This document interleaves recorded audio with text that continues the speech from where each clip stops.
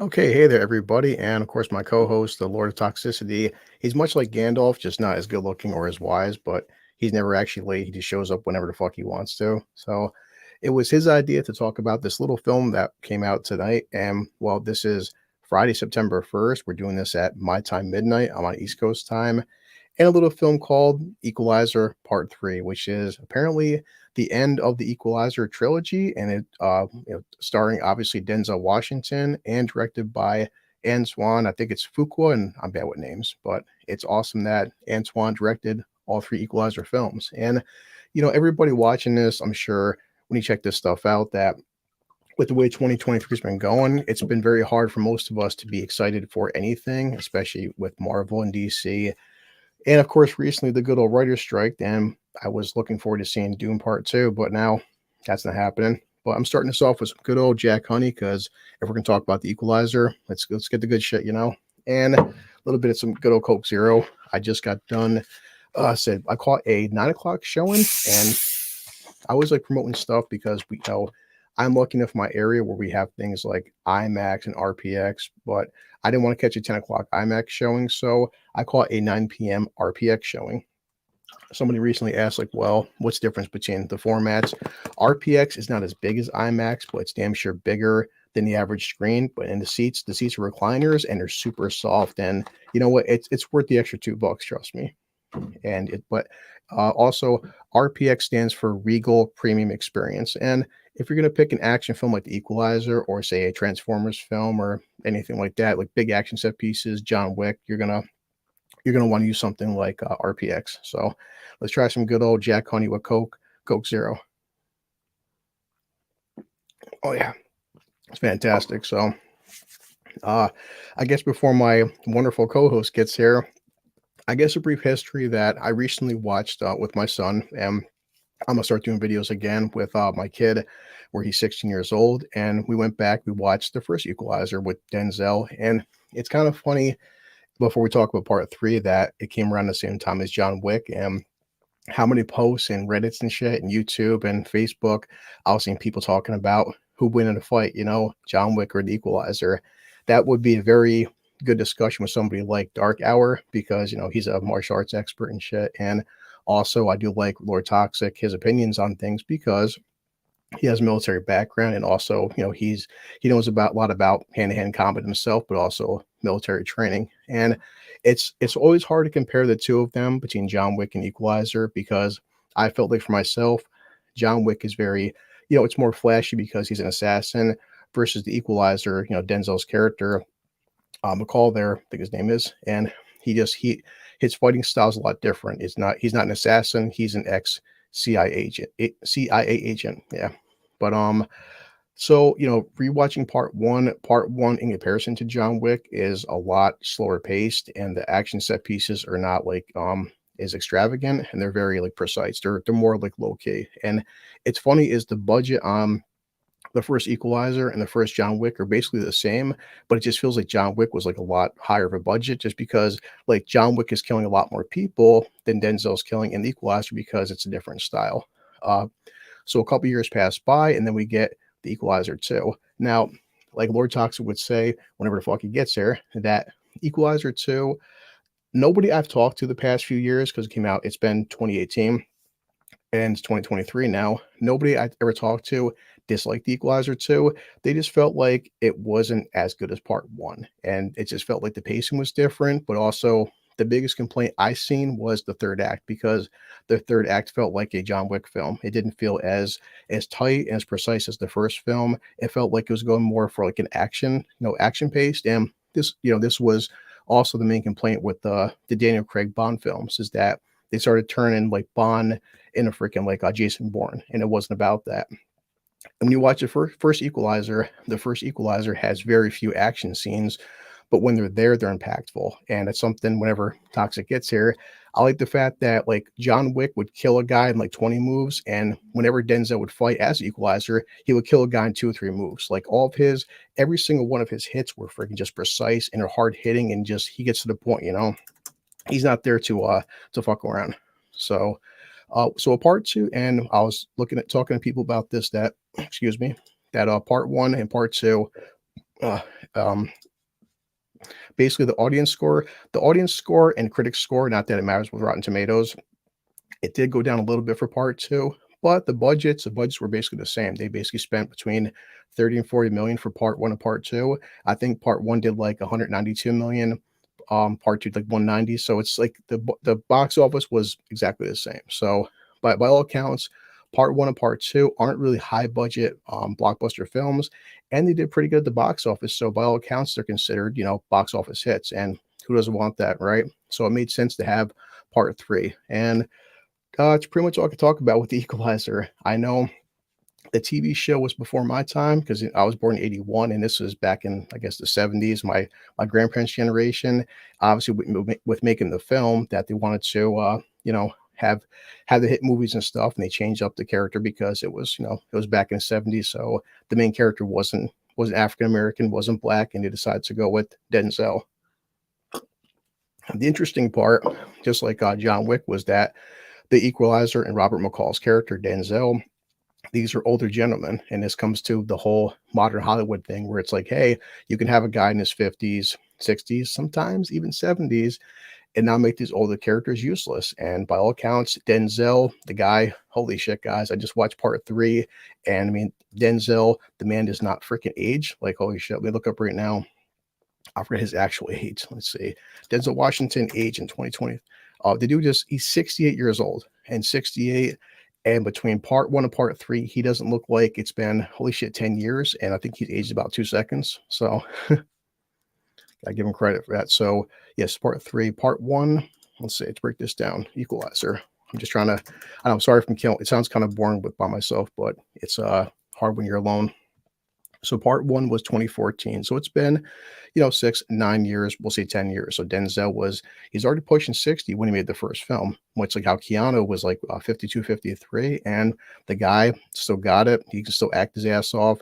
He can handle the action set pieces, and he's not slowed down at all. So wondering where Toxic is here, because it's like we did talk about, I don't want to do too many spoilers because before he even gets here, if you're watching this, I would say, guys, if you're a fan of the first film, then the second one, part three, walking out, go see this film. Like, I'm looking forward to seeing this a second time. Much like part one and part two, it doesn't have the biggest action set pieces, but neither did the first two. When the action's there, it's very precise. It's very thought out. It's like you get like an action piece, and a good 15, 20 minutes goes by. You wait, you breathe, you digest another action set piece, and so on and so forth. You're not going to be watching an Equalizer film and expect to have like Denzel mowing down like 50 guys like John Wick, and that's like, I would say, sorry, some people didn't like that about the John Wick films, that they kept like going bigger and bigger and bigger. John started killing like, was it 50 guys in part one, 100 guys in part two, come part three, he's killing whatever, and the body counts are getting higher. With Equalizer, I respect the fact that the tone stayed the same throughout all three films. It's the same thing. People are going to get killed, but he's not mowing down in part three like 200 freaking bodies. That's not what the character's about. So, in Denzel, Rob McCall, I still like a lot of small things whenever his ass gets here. Um, the thing I liked about the first film is they never explained, like, does he have ADHD? Is he like friggin' whatever? He's hypersensitive and stuff, but he does things in a very calculated way. Like, he sits down, he drinks his tea, drinks his coffee, he puts napkins out in a certain way, puts out the spoon, puts out the fork, and it's even whenever he's about to kill somebody, he walks into a room and you see him checking his watch. He does things like he's tapping, the counter a certain way. He's knocking, he's like shutting the door a certain amount of times. And it's cool that they keep that even in the third film. So kudos to keeping the lore, the content, everything the same. So, and yeah, just like the one thing I didn't get with the first film, because I've seen interviews, he's never had the biggest amount of hair, but the first film, they shave him bald. Part two, he's bald for a section, but then there he is. Trying to run this. Let's try. 10 minutes solo, dude. You there? Yeah, who are you talking to?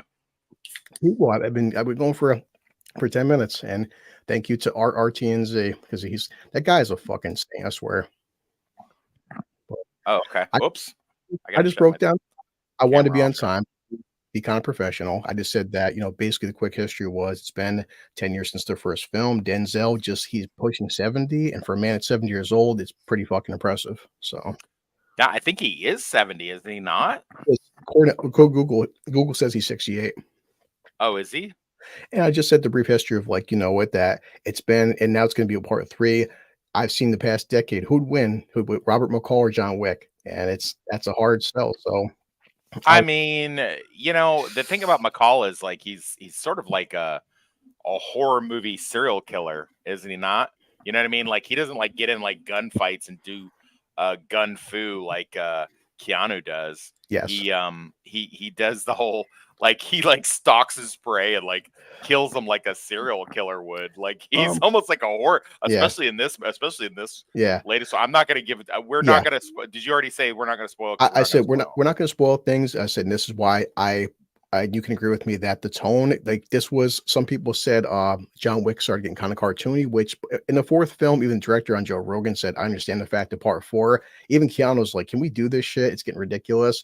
With this film, I respected the fact that the tone is exactly the same. Like, don't go into Equalizer 3 expecting him to be mowing down 500 guys. It's not like that at Right. all. And Yeah, that's that's so not that. Yeah, that's not an Equalizer thing. exactly. I didn't have a problem with John Wick 4 per Oh se. no. The stairs scene, I kind of, spoiler alert for John Wick 4, I guess.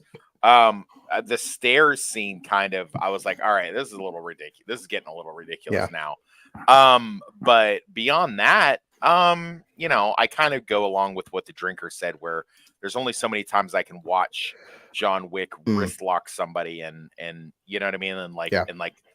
arm bar him and throw him through a wall and then shoot him and stuff Yeah. like that. So beyond that, though, Denzel tends to be a little bit more technical in these. Yes. Can I just like elephant in the room? Part 2 came out while I was locked up, and I Mm, was like shocked that they had another. I was like, is Denzel doing a sequel? And now he's done a trilogy. yes. Isn't that weird?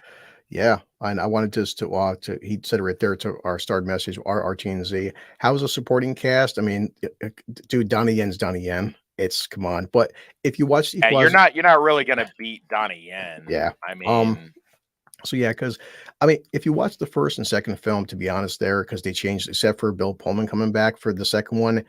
they don't have recurring characters, Well, the and female, you she know. was the same. She was the same, wasn't Well, she? that's true, yeah. But I'm saying, but in terms of like the supporting cast, the point of all three films is this is him in different locations, so you're getting a different supporting cast. And Yeah, the yeah. supporting cast in the first Yeah. two films, they're just there to help him for an extent. But like you They figure, just further the story. yeah, Yeah. that's how it is with this one. So it's like it's basically part one. Part one, he's retired. He's working at Home Depot in a sense. Part two, he's a Lyft driver. Now part three, he's in Sicily. I mean, we got to talk about some of the plot. Yeah, let's just be careful, like especially talking Yeah, about like how he got there and stuff. yeah, I mean, listen, we're gonna go ahead and if Chris or excuse me, if Blue Collar has not already said this, let me reiterate as the admin of the group, we're not gonna break the 1 week rule just because oh, we happen to run out and go see it on a Thursday when we can. So yes, we're gonna give it the week yeah, unless the drinker spoils it, which is per the rules of the group. yeah, However, that being said, we'll kind of nose the plane right up to the edge of the yeah, runway with that a little bit, and just give you like the bare bones. yeah, If you want to message us on here, and then we can DM you or talk to you offline. Most people that yeah, comment are usually members of the group anyway. But yeah, it's not one of those things that you have to. I mean, they're sort of almost even like standalone, aren't they? Like uh, you could watch this film and not have seen the other two yeah, and be no less off for it. You know what I 100%, mean? yeah. And that's one thing. Well, I want to tell you before you came on. So off the bat, that my first recommendation is I loved it. I'm going to go see it a second time this weekend. That's my spoiler. I I like am it a also lot. going to go see it. I'm going to So go see it a second time. Yeah, I'm going to yes, go see it a second time before I go see The Thing, because okay, they're yeah, re-releasing. Not The Thing. I'm sorry. Excuse me. They Live. yes. They're re-releasing. I can't wait to take my kid to see that. I can't wait to see that in the Mm, cinema. I cannot. I am so excited for that. If there's yes, no other, I don't want to. infringe upon Tales of the Dork Side upcoming stream on Monday. Yeah. But I will say, hey, Enzo, what's up, brother? I was just about to talk about you. I don't want to infringe upon that too much, but we will be discussing the things that we are going to be watching and re-releases. Hollywood seems to understand that because of the writer strike, they got to get something out there. Yes. So they're re-releasing a lot of classics. Yeah, definitely. So I have some of the ones that I know I want to see. Of course, Blue Collar will probably go see all of them. Probably, And then, we're going to, everybody's going to have their favorites. But like I said, when I go watch the re-release on the 3rd, I believe it is, of They Live, I'm going to watch Equalizer 3 again. Yeah. Because I did enjoy it. It's very fast paced. They've this one's got a shorter runtime. It's not a spoiler to say it's got a shorter runtime than the other 2 movies.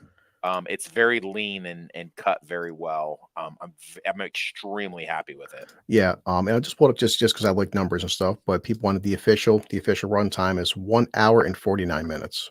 So. Right, which is about I think it's about 30 to 40 minutes shorter than the other 2. Let's find out. So they really trimmed the fat on this one. Well, actually, part 2 was 2 hours and 1 minute. Okay. And then part 1 is, look it up now. Part 1 was 2 hours and 12 minutes. Exactly speaking, the first one's the longest. Huh? Yeah. So this one really this one comes in, and you can make. Yeah, I mean it's perfectly logical for the first one to be the longest. It had to give up the setup and stuff like that. I also thought the motivations in this one were pretty simplistic. That wasn't super complicated. Yes.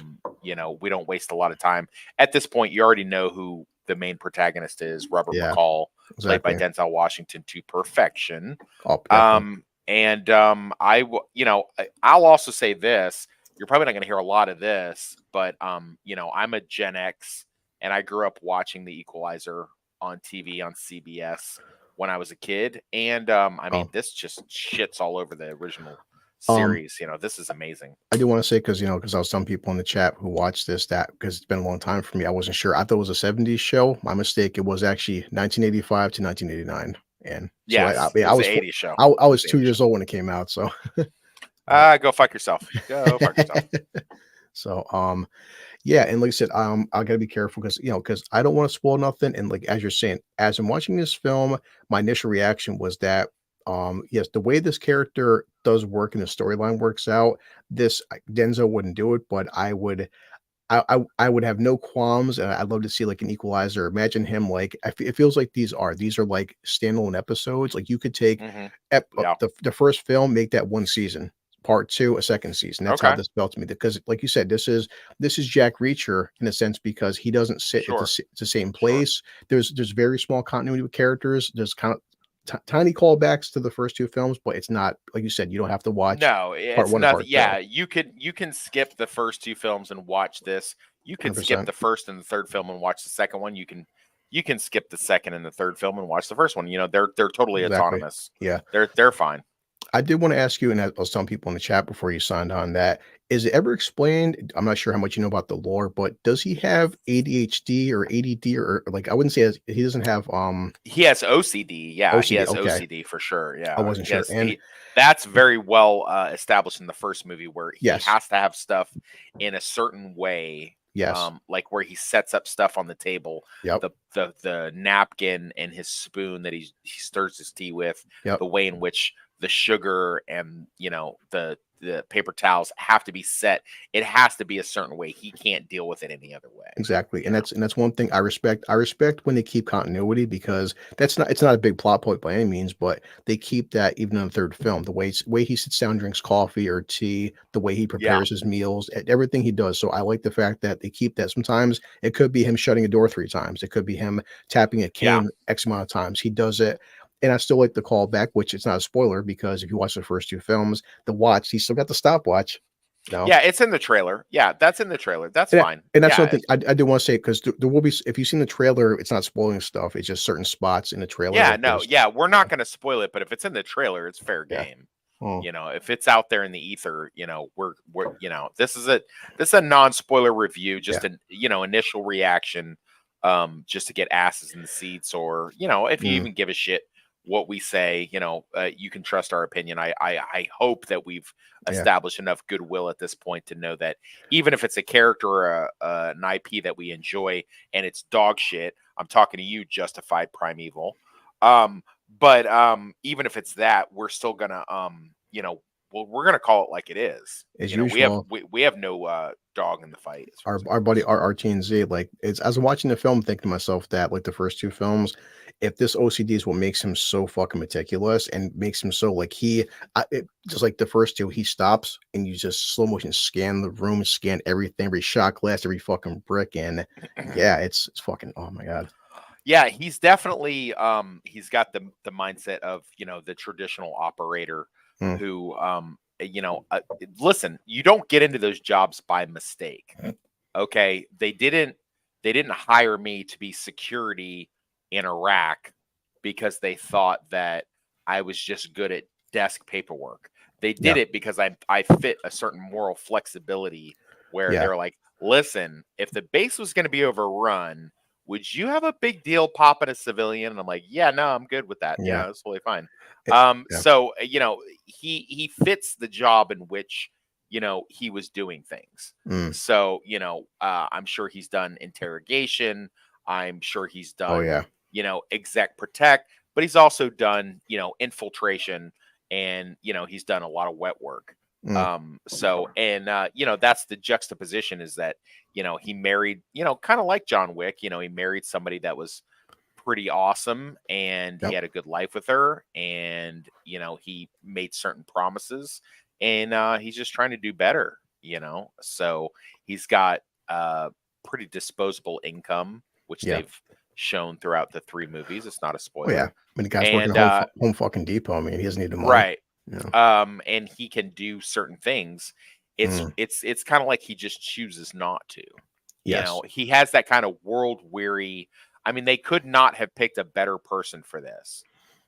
He has that world weary look on his face, like he's seen it all and done it all. yes, And he's kind of got that 1,000-yard stare. But you know yes, what? They kind of juxtapose that against the fact that he is actually he's kind of just like a nice guy. You know yeah, what I mean? He's like the kind of guy like you could talk to. And if mhm, you're not trying to be a douchebag or whatever, he's yes. pretty friendly. He's Oh, pretty definitely, affable with you. and you even see I that. mean, Yeah, yeah, and go ahead. that's even in the first film when it happens to, Chloe, Hit Girl. It's like he first talks to the Russian guys, he gives them the money, puts the money down. He's trying to avoid, like, this guy walks into a room, he could butcher you all within 3 seconds. He's trying to avoid that, and Yeah. he's trying to talk his way out of this stuff, and even John Wick to a lesser extent, and we've seen this. That's the whole cage lion thing or the old man stuff that a lot of these characters, and you as being military man, I've never heard in my lifetime of any general, any leader, any guy in the military who's got a four-star general or something. The one thing I've seen from everybody is that the older you get, the wiser you get, and the more you understand the hell that is war. And you try to avoid conflict at Mm, all costs. And you see that from old kung fu masters. So many kung fu movies, their first rule is don't fight. And it's like yeah. only fight for defense. I would be willing to bet that if they were going to do a deep, and I hope they never do this, but if they did do this, if they were going to do like a deep dive into his past or something like that,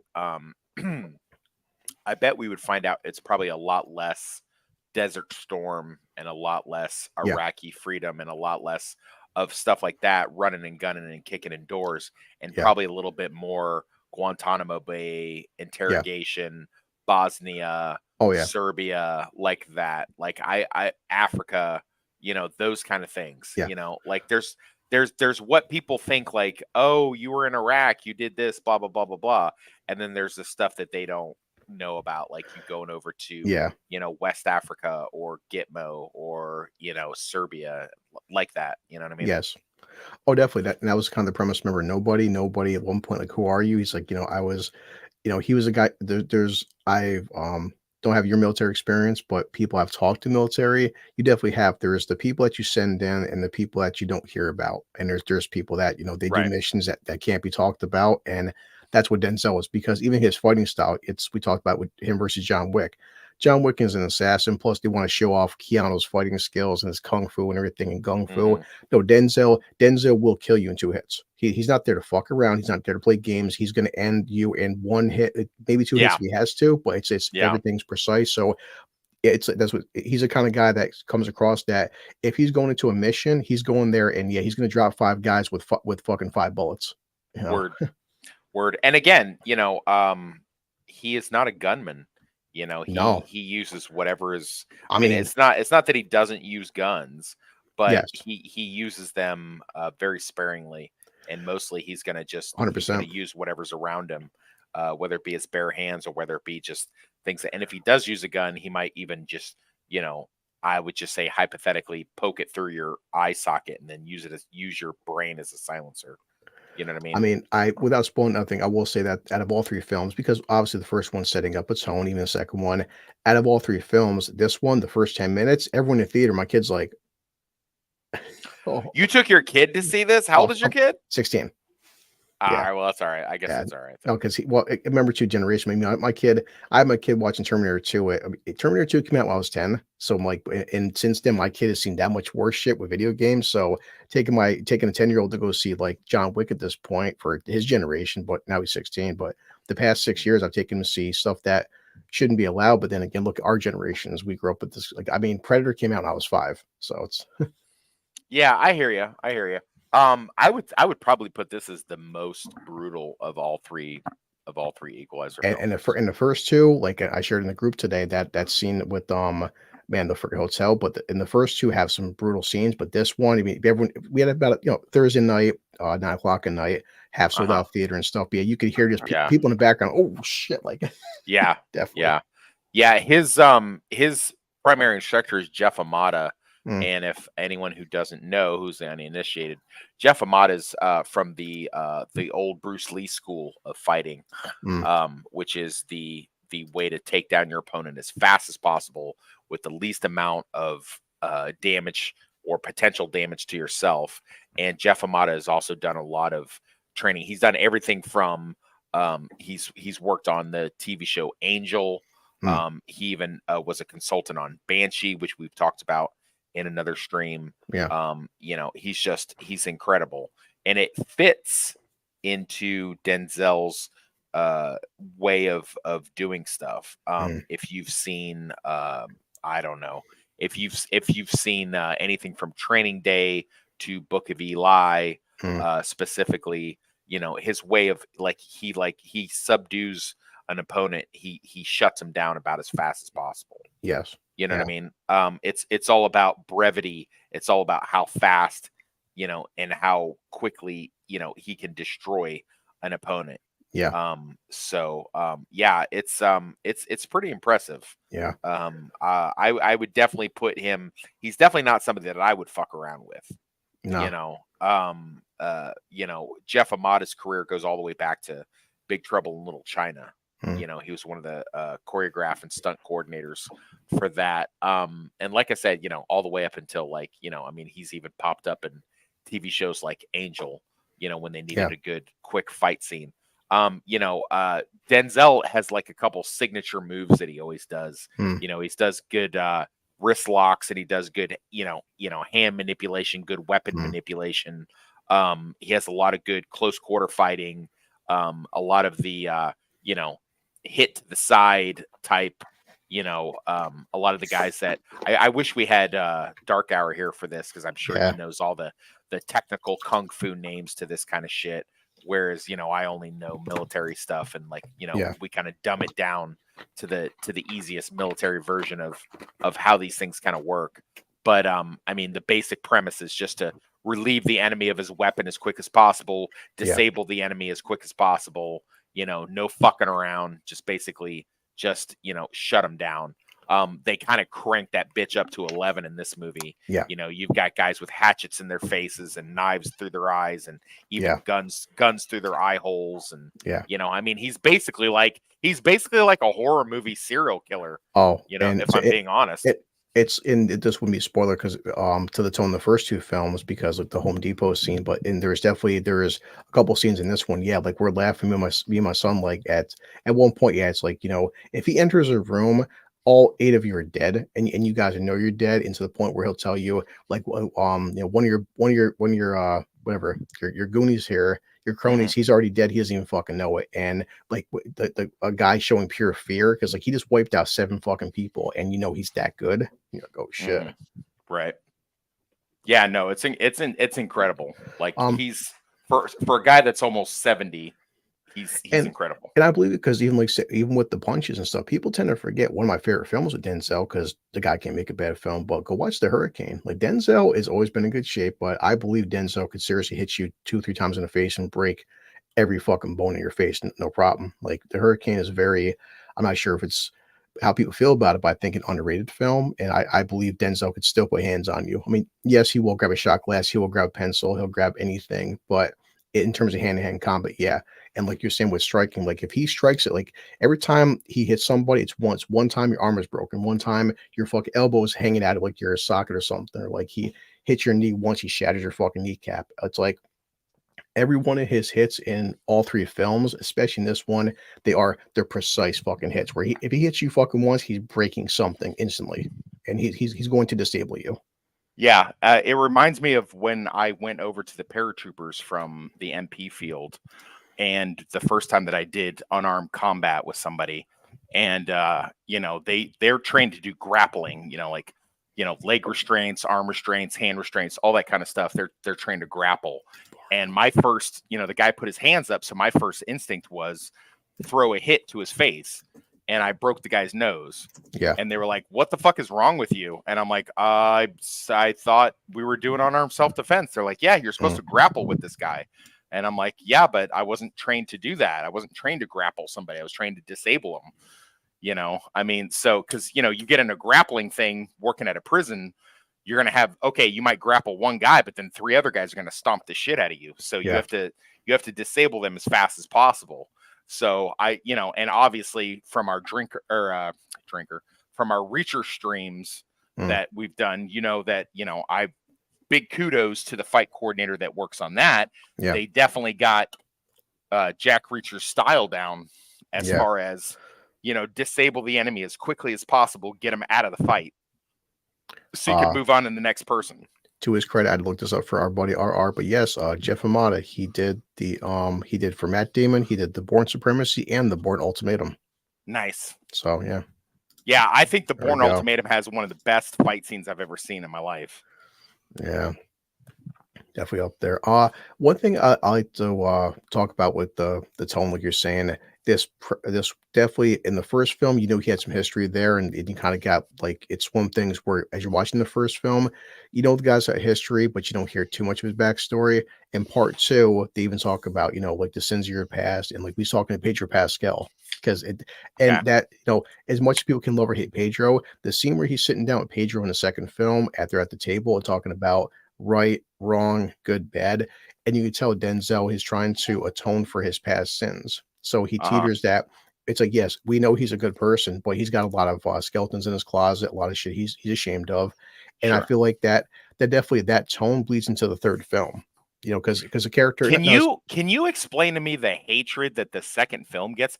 I don't get it. I I'll, recently rewatched it, and I think you yeah, did too. I did And today. I don't understand. I don't understand. I just rewatched it Yeah, like 2 weeks ago, and because I have Hulu, obviously. yeah, that's what I was watching Um, on. and I don't get it. It's a great film. I I think like it. I like it um better than the first one. like I I said, don't understand the hatred. what I was saying before you hopped on for 10 minutes was that I Yeah, go think ahead. for a lot of people is that like with Bond versus Bourne, and the Daniel Craig films, as much as we liked them, they felt a lot of people were kind of turned off by the overabundance of action.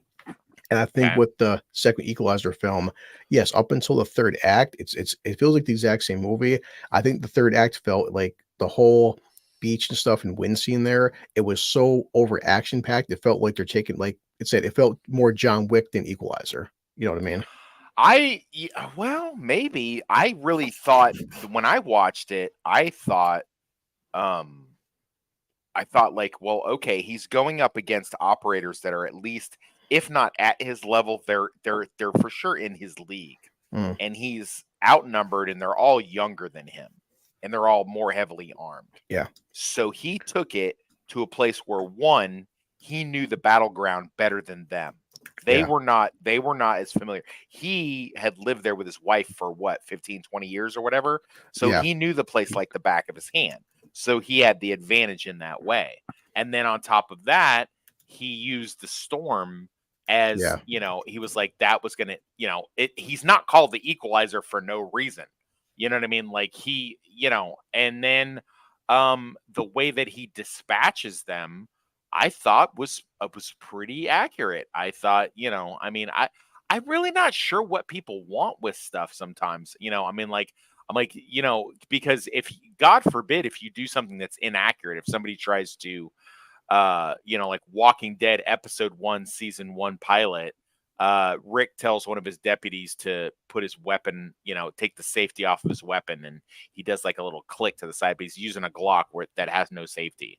So it's just like, oh, look, that's not accurate. Or that one guy in the group a couple weeks ago complaining about the Covenant because they used what airsoft weapons because they weren't allowed to use like regular weapons, and they cry about that. But Yeah. then when you have something that's accurate, like what a seasoned operator would do to other operators if he was in that situation, then they start crying, because they're like, oh, Yeah. well, he took him out too quickly. It wasn't accurate. Nah, I think he took him out pretty efficiently, and it was very accurate, actually. Yeah. So I mean, everybody kind of played to their strengths in that scene. You know what I mean? Denzel was Yeah. doing his thing. These guys knew they were sort of out of their league with, his ability level, but they knew that he was out of his league with the fact that they had numbers on their side. But then they also all had to kind of counterbalance that against like, okay, well, he's familiar with the terrain and he's familiar with the buildings, and we are not used to operating in like these like storm conditions. You had Pedro Pascal getting up there in the sniper's nest, and yes, I feel okay spoiling this shit because this movie came out in 2018 or whatever. So Yeah. like, if you haven't seen it up to this point, you can eat a dick. Like, I don't care. That's your problem. Like, we're being really nice about the Equalizer 3 thing right Yeah. now. So like, if I spoil Equalizer 2 for you, then It's been 5 years. it's been 5 years. That's on you. I have no sympathy for you. But yeah, so I don't know, man. I watched it. I liked it. I I thought the characters are very well done. The villains were very well done. I think the villains in part 2 are actually better than part 3. Yeah. I'm not gonna lie. I'm not gonna say why because I don't want to spoil anything. Yeah. But yeah, man. Yeah. I'm a big part 2 fan. Really. I did type in Google Equalizer 2 criticisms. I can't read all the reviews, but like I said, I shared this in a group earlier for anybody watching this, that if you look at part 1 and part two, the audience score and critic score, it did go down, but it wasn't just like 180% and 40%. It went down by like 10%. So it's like, the audience loved the first one, like whatever, 10% less in part 2.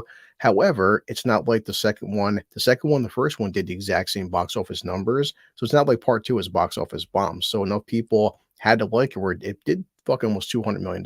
It wasn't a failure. And that's, I mean, just for me, that's the criticisms I saw, was it felt like, because remember at the end of part 1, it was more like that Home Depot, Home Alone kind of action sequence, and part 2 felt more gun packy. But I said, it's no, like you said, I rewatched it today, and I like it more now than I did a couple years ago, and yeah, I have no problem with the second one. Nice. So Hey, can we give a big shout out to Megalodon oh yeah, for a happy birthday? gosh, she's old. Can we do that? She looks it so. Oh, Yes, nice. yeah. That's some toxic shit right there. I love it. That's what Enzo was in here for. Oh, and when people see this, there's a character called Enzo. Oh boy, every fucking time they say his name. Yes. God. Very small, very small Um, spoiler, but yeah. Something, and also this isn't spoiled by trailers, that this movie has Dakota Fanning in it. Which I'm like, hey, Careful. Just be careful. I mean, she's in the trailers, Yes. right? Yeah, She's in the trailers. yeah, She's in the. I think she's in the second version of the trailer. Yeah. That I'm they just saying, did. but she's also me, and we can look up. You can look up Equalizer 3 cast, so it's not like it's Yeah. Kind of a cool callback. I'm just Easter saying egg, because whatever you want to call it. how many people? I mean, man, it's like if people universally say what's Denzel's top 5 films, I've never heard anybody not mention Man on Fire. I mean, come on. Did you know that I lost a bet in 2018? I lost a bet when I was at the Florida, and I was a guest at the Florida Department of Corrections. Drink for Oh, everybody God. who let's all drink. Like mention There prison. we go. Anyway, I was in the Florida Department of Corrections, and we were doing the usual. This is the thing that happens when you have no access to Google. You'll get in stupid conversations and stupid arguments. Oh no, Oh, that's yes. that's a Chrysler 69, or that's a God. 1977 Barracuda, or no, he wasn't never in that movie, or yeah, she wasn't never naked in that movie, blah blah blah. Anyway, the question came up like, what was one of the most successful grossing movies that Denzel had ever done up to that point? I assumed it was Training Day. I was wrong. With that. Do you want to go ahead and say what it was at 2018? 2018. Mm-hmm. It couldn't Man on Fire. It was Man on Fire. Yeah. The power of the internet. Look this up right now, motherfucker. Because wow, yeah, because I've never met anyone in my let's see. Which, by the way, I love Man on Fire. I love Man on Fire. Well, I mean, but still, be 130 million is no. I mean, it's against a $70 million budget, so I mean, it's still not. It may double back its budget, so it's. But yeah, what's up? I mean, I would have thought it did more than that. So I really thought. I guess I just assumed because it was so well received. yeah, And because it had done so well that not Man on Fire, but Training Day was the #1 movie. If only because I know better do I know that it's not. But I mean, if you ask me without my prior knowledge of that, I'd still assume that. I still contend it's his best movie. Yeah. So power of the internet. I typed in what's Denzel Washington's his highest his grossing. I put his highest rated movie and stuff in it. Oh, okay. I mean, okay. What do you think if you had to pick anything Denzel? Think 80s. I'll give you that much. Something What in the 80s. What do I think is his highest rated movie or his highest grossing movie? Well, his highest rated critics and fans. His highest rated film that he's ever done, and it took place in the 80s. Oh, it's got to be Glory. Yeah, I don't know how you knew that, but sure. Yeah.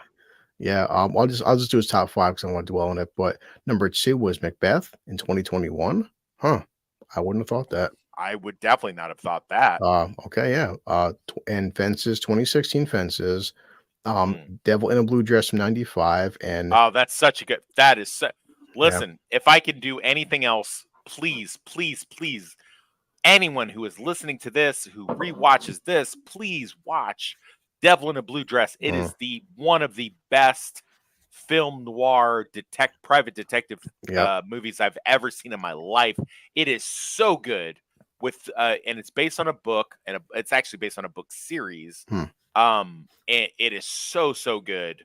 I worship that movie. I've watched that movie probably 50, 60 times. Nice. I love that movie so much. It's not my favorite Denzel, no, but I mean, that's like saying, what's your favorite Rembrandt or what's your favorite Mozart song? Yeah. You know what I mean? Like, Denzel is so good. But I mean, I love that movie. I love the era in which it is set in. I love the side characters. I love the story. And I mean, damn, dude, that is such a great movie. If you ever, all right, your hair is looking. Is your hair looking fancy? Is it? Huh? Yeah, it kind of is. Look at that. See, that's man. There's no grayness hair yet. Just down here. Oh, must be nice. I like my aunt says, she's like, "Do you dye your hair?" I'm like, "Dye my hair? Fuck." I'm like, "I'm not that shallow yet." Hey, happy birthday again, Megalodon. I know she looks good for 50. Yeah. I hope Enzo's making you some cannolis or something. Yeah, some tiramisu. Is he making you some tiramisu? There's some cannoli going on there. Yeah. Oh, there's some cannoli going on there. Yikes. But yeah, if you get a chance and you're listening to this anywhere far and wide, please, please, please, Mm. please find a streaming service or go to your local library and get Devil in a Blue Dress. That is Well, amazing movie. I will just run them down because now I'm in the rabbit hole. I'll do top rated and box office, but in terms of top rated, that was number 4. So we go number 5 is Mississippi Masala, 1991. Ooh, good movie. Good Number movie. 6, Much Ado About Nothing, 1993. Of course, Crimson Tide, 19, Woo! Great movie. Great movie. 1995. Malcolm X, it surprised me, is number 8, which I thought would have been higher, but Malcolm X, 1992. Okay. This caught me off guard because I don't remember too much of this, but Unstoppable was his number 9th highest rated film with My Chris least Pine. favorite Denzel That's why project. I'm shocked, but that's hot. Okay, sure. I mean, of course, number 10, Inside Man, because I mean, fucking what a good movie. God damn. Great movie. Again, number 11, Courage Under Fire. So, Oh God, I love that movie and the oh my book. god, yeah, I like check the book sometime. Number 12, The Hurricane, which I think that should be higher, but it's me. American Gangster, number 13, pretty under. Okay. Philadelphia, Yeah. Maturing Candidate, which is what is that, like, what, the 5th remake of that shit? What? You know what? I'm not gonna lie. I've never seen that version of the Really? Manchurian Of Candidate. course, Yeah, I've it's never seen Denzel. it. I've never seen it. Number 16, The Great Debaters. Number 17 was Never seen that. He Got Game, which is like, He Got Game is great. He Got Game yeah, is really good. He Got Game came out when I was still working in a movie theater back in 1998. '98. Yeah, Yeah, and that's a great. He also does a great martial arts move in that, yeah. like a straight up prison move when he is that your Range Rover? Is that your Range Rover over there? And like nails the dude in the throat and then like drops his ass. Until what Meg was saying, it comes down to after He Got Game, number 18, Antoine Fisher, number 19, Flight, and then number 20 was Oh, Flight's so good. oh yeah, Flight is so good. okay, plus he loved alcohol too. Yeah, yeah. Boy. He outdrinks the shit out of us in that movie.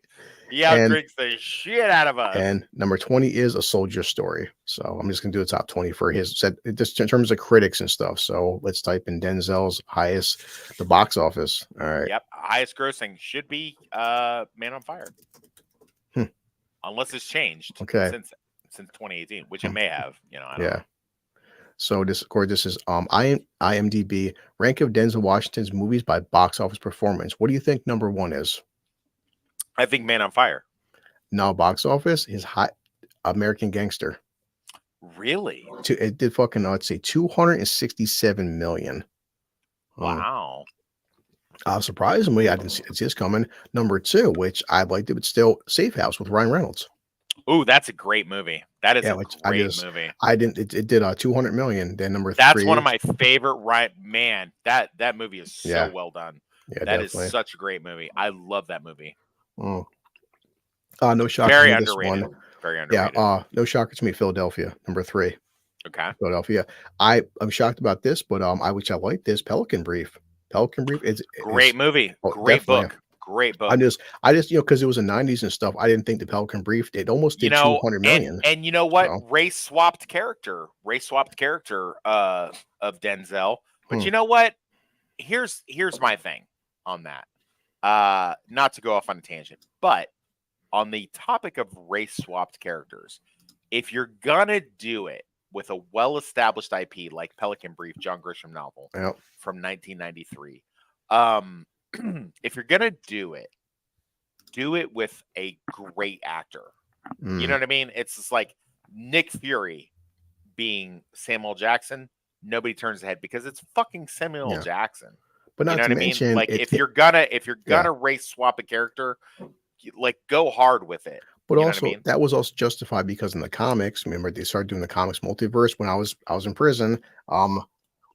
Drink. I was drinking. Drink. I was reading the Ultimate Universe, and for the Ultimate Universe, and the funny part, when they actually created the Ultimates number 1, they even said that they purposely, this was in different interviews, that they thought that Sam Jackson would sue them because even like I forgot what the one guy said to one of the producers, but he's like, "Hey, thanks." It's like, "Hey, Sam, thanks for not suing us." And Sam Jackson give the guy a hug. He's like, "Thank you for the eight picture deal, motherfucker." Yeah. because Marvel was scared that they purposely drew Nick Fury back in 2001 to look like Sam Jackson, and they had no qualms or no idea that 10 years later Sam Jackson would actually fucking play Nick Fury. So, That's awesome. but that made sense because they actually created an alternate version for the comics, so you couldn't. It's perfect, you know. It's like they even said like they drew Bruce Banner to look like Steve Buscemi. It's Oh wow. yeah.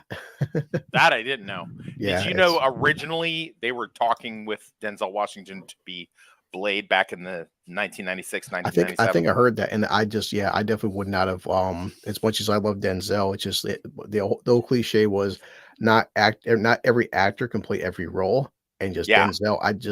Snipes is seriously perfect for that fucking role. Like I just Denzel. No, Yeah. it's not because he can't do action, because it's Denzel. I couldn't take Denzel seriously as Blade, you know. Yeah. But let's see. Okay, so we said yeah, so Pelican Brief said very good film. Number 5, The Equalizer, the first one. That was 192 million. Then goes to Inside Man, Okay. Deja Vu. Great movie. I like Great that. movie. Again, another film I watched a couple times in prison, but I watched it um in Iraq for the first time. yeah. Then comes number 8 was Unstoppable with Chris Pine Mm. again, which okay, but number 9 Flight, and number 10 was Crimson Tide. So that's his top time. Crimson Tide is the best Navy movie I've ever seen. Since I'm going to do 20 rated, I'll just keep going with 10 more. Book of Eli, number Great 11. movie. Great movie. Number 12, Bone Collector. Again, I love Bone Collector. I don't know why. I just like that fucking movie, man. I forgot about that actually. Yeah, That's a great movie. Especially because he spends the whole film in a chair because he's a quadriplegic. My only problem with that is that back then I had become a pretty sophisticated cinephile at that point, and I had already seen 7, and so so The Killer. Spoiler alert for a 20-something-year-old movie. Thank you, R. That's what it was. Mark Millar. I forgot that. I was one who said that. Thank you so much, because that was when Drinker did Mark Millar. Mark Millar made that fucking joke that because Mark Millar said he met Sam Jackson on set when he did Kingsman. And in Kingsman, so Mark Millar, so he went to Sam Jackson. He gives Sam Jackson a hug. He goes, "Thank you for not suing us for making look like the Ultimates." And Sam Jackson and Mark Millar tells a Drinker, Sam Jackson's like, "Thank you for the 8-picture deal, motherfucker." Nice. Yeah, so Mark Millar made Nick Fury. So thanks, R. I forgot. I knew it was a recent interview. So good job, Captain Kiwi. Thank awesome. you. I mean, she's not wrong. So yeah, so we keep going because they Bone Collector. So number 12, 13 was shockingly The Taking of Pelham 1, 2, 3. You know, I've never seen that. Really? Well, yeah. Do we watch? Travolta was really good in that film. Shit. Was he? Yeah. Number 14, Remember the Titans, which I've watched. I watched it. God, I love that movie. I watched it like at least fucking 30 times. Christ. Yeah.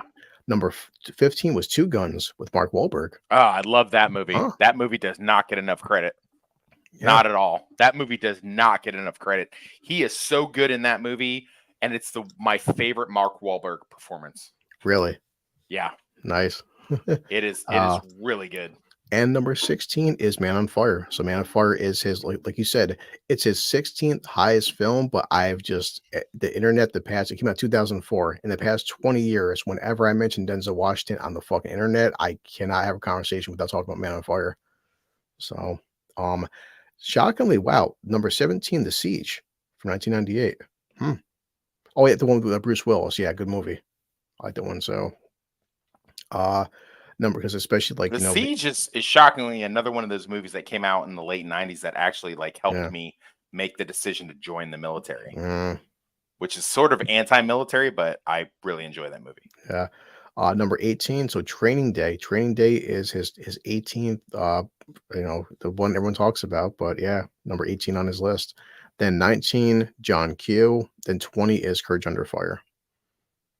So yeah, but no, John Q. I remember a lot of people when it came out, I think I was watching Richard Roper, people kept bitching about John Q, like it was so on the nose and so we get it in John Q. And I'm like, well, the problem is even back then, you fixed the fucking, it was 2002. Why don't you fix the goddamn American health system and stuff? And the fact we have 5, 6, 7, 8-year-olds fucking dying because they can't afford health care, and it just, I don't know. Yeah, I and it's one of those things that whether it be topical or whether it be um whether it be necessarily a popcorn movie, whatever, Denzel can elevate yes. the project to a higher level because he's freaking Denzel, man. But not to You know, mention John Q. I mean, and anybody's a fucking parent, guys. Everything he did in John Q, I would did exact what parent one would. hundred percent. Come on, Yeah, guys. 100%, one hundred Yeah, percent. Yeah, the Siege is come on. great. He's great in the Siege. Oh yeah. It's very, it's so weird that they came out like just a couple years before 9 You 11. know, It's almost like the terrorists watched that movie and were like, hey, this is a good idea. This is what we should do. to when every season ends, so it reminds me now that we did like was a 6 hour crazy as Tom Cruise. I mean, guys, we could do a fucking 10 hour We got to stream do a Denzel stream. just on Yeah, Denzel man. alone. We got Christ. to do a Denzel And stream I for can say this, sure. I can say this now that I have a YouTube channel that publicly I've said for the past, I mean, 10, 15 years of my life, people would always say, because you talk in parties and stuff and work, and Chris, who is your favorite, it's like top whatever, top five actors, top five films, top five blah blah. I would say hands down for me, in my lifetime, I'm 42, that for different reasons, my two favorite actors in my lifetime has been Johnny Depp and Denzel. And just for different Yeah. reasons, because Johnny Depp can fucking, I mean, say love or hate the guy, look at his body of work. Johnny Depp can fucking make he's Johnny Depp, but Denzel's the same thing. Denzel, I think Denzel's only curse is that Denzel at this point, he's become like you can't take like you start forgetting who the character is called because it's just Denzel. Yeah. You know? Denzel, even though it's always Denzel, it's not the Yeah. same thing as watching Tom Cruise. There's like Yeah. there's two roles that Tom Cruise kind of lost himself in Yeah. where you forget it's Tom Cruise. And one is Tropic Thunder and one is Vincent from Collateral, which is Mm, weird because they're like the opposite ends of the spectrum. yeah. But it reminds you. Now, I've heard it said that like Tom Cruise is the last great movie star. I don't know if that's true. He's Mm, certainly one of the last great movie stars, but mm, I would say Denzel's a fucking great movie star. I'll also say this. I know a lot of personal facts about Denzel. I'm not going to gush about him here, mm, but excuse me, I'm sorry. yeah. But I will say he's done a lot for veterans. Mm, And, this guy is he's just a solid dude, man. I yeah. mean, I get no weird creepo vibes from him. It's not like he's one of those celebrities that like we have to tolerate certain Mm. woke bullshit or whatever. I mean, when Will Smith bitch slapped Chris Rock, Denzel was the Keep first one my to name. step in and Yeah. be like, hey man, you know what? Sometimes the devil sees you Mm, succeeding and throws something in your way yeah. and blah blah blah blah. I mean, because that's fucking Denzel right there, Yeah. man. That's something that he would do, Yeah. and it's just like, God, man, he is literally the greatest actor of this generation. I will not accept. I don't think that there's anybody greater than him from my generation. I'm so I freaking proud I to couldn't debate have. that. Yeah. Yeah, I'm so proud to have him as like where I can be like, I grew up watching Denzel from the 80s. Yeah. You know what I mean? Like I'm so proud to have that. And And the motherfucker doesn't age. I mean, he's almost 70 and he's still like, dude, I yeah. wouldn't mess with him. I would not mess with him. I know he's just No. an actor and I've killed people. I have killed people. I've killed lots of people, but I still would not mess with Denzel. I'd be like, you know what? I'm going to take the L on this one, Big Yeah. D. You know what? You do you, man. I Yeah. even like the shitty movies that Denzel is that, even though Unstoppable is terrible, I'll never watch it again. It's still a decent Yeah. movie. Yeah. Like you put it on and I had nothing else to watch, I would still watch it because it's a good movie. And like Virtuosity is terrible, but he's great in it. You know what I mean? Yeah. Like he's so good. He's so good in it. Every time he's on screen, I believe Mm. him. I believe he is the person that he is portraying himself Yeah.